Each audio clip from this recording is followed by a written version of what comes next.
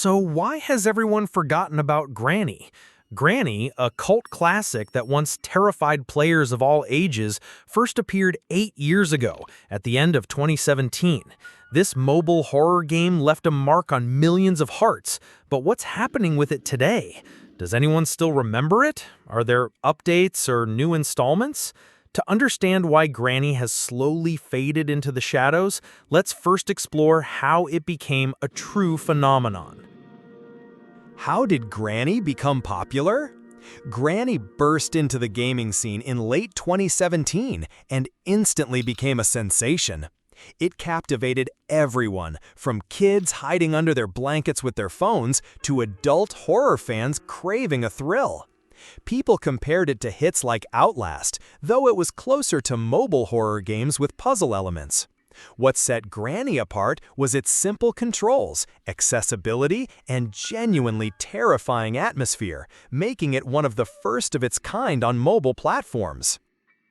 The gameplay offered a unique experience, a compact survival horror where players found themselves trapped in a house with a deranged old woman named Granny. She reacted to the slightest noise, set traps, and couldn't be outrun.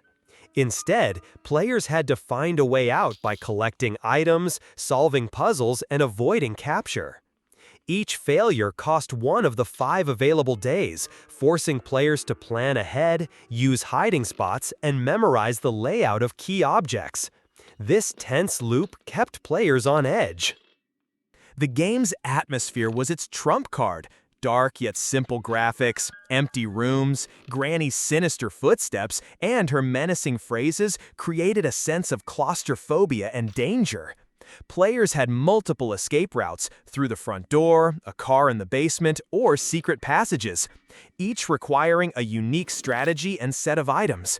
This ensured replayability, while the fear of making noise added adrenaline.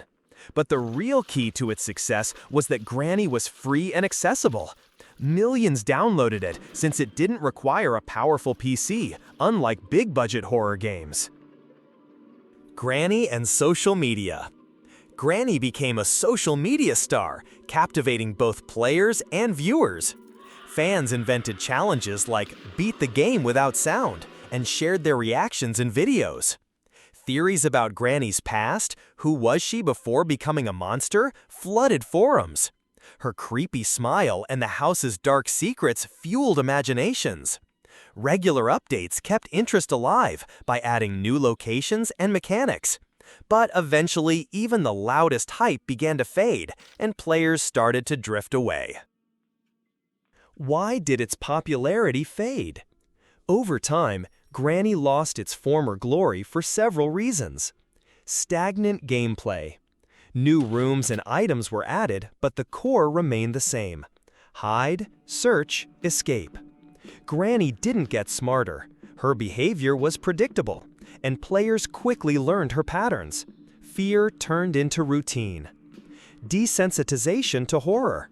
The first encounter with Granny made hearts race, but after dozens of attempts, even her jump scares lost their impact. Players mastered hiding spots and her algorithms, stripping the game of its main draw, terror. Competition. New horror games like Poppy Playtime with its animatronics, Resident Evil with zombies, and Outlast offered more complex mechanics and fresh ideas. Granny started to feel outdated in comparison. Why didn't the sequels match the original's success? Granny 2 2019 tried to revive the series by adding a shotgun-wielding grandpa and a boat escape. But Grandpa, despite his lethality, was more annoying than scary. His slowness disrupted the game's pace. The sequel failed to recapture the original's buzz. Granny 3 2021 returned to basics, but in a new setting, a sprawling mansion with Granny, Grandpa, and Slendrina, who terrified players if stared at too long, plus a train escape. However, the large map slowed the tempo, and players noted that the small house in the first game created more tension than the expansive estate. In 2020, The Twins was released, a game without Granny, where players stole documents from two antagonists.